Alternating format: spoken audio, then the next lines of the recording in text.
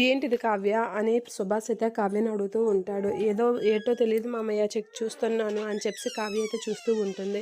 ఇక ప్రకాశం వాళ్ళైతే అలా చూస్తూ ఉంటారు. ఇక అది ఓపెన్ చేయగానే కోర్టు నోటీస్ మామయ్య అని చెప్పి షాక్ అవుతూ చెప్తూ ఉంటుంది. ఏంటి కోర్టు నోటీసా అని చెప్పి సుభాష్, రాజు వీళ్ళందరూ షాక్ అవుతూ ఉంటారు.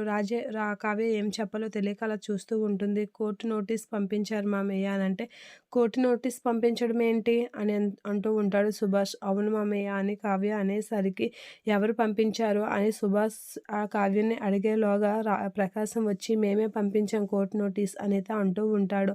అలా అనేసరికి ఒకసారిగా అందరూ షాక్ అవుతూ ఉంటారు. ఏంట్రా నువ్వు కోర్టు నోటీస్ పంపించడం ఏంటి అనేది అడుగుతూ ఉంటాడు సుభాష్ షాక్ అవుతూ. ఇక కావ్య వీళ్ళైతే షాక్ అయ్యి అలా చూస్తూ ఉంటారు. రాజు కూడా షాక్ అయ్యి వాళ్ళ బాబాయ్ కసైతే చూస్తూ ఉండిపోతూ ఉంటాడు. ఇక ఇంద్రాదేవి అయితే, ఏంటి ఏం మాట్లాడుతున్నావు నువ్వు అనేది అంటూ ఉంటుంది ఇంద్రాదేవి. అలా అనేసరికి ప్రకాశం ఏం సమాధానం చెప్పకుండా తలదించుకుంటూ ఉంటాడు. ఇక మా వాటా మాకు కావాలని కోర్టు నోటీస్ పంపించాం అని చెప్పి ధాన్యలక్ష్మి అయితే అంటూ ఉంటుంది. ఆ మాటలకి కావ్య అందరూ అయితే షాక్ అవుతూ ఉంటారు. ఇక అపర్ణ కూడా షాక్ అవుతూ ఉంటుంది. ఇక ధాన్యలక్ష్మి ప్రకాశం చేసిన పనికి రాజు అయితే షాక్ అయ్యి అలా చూస్తూ ఉండిపోతూ ఉంటాడు. ఏం చేయాలో తెలియక అలా షాక్ అవుతూ ఉంటాడు.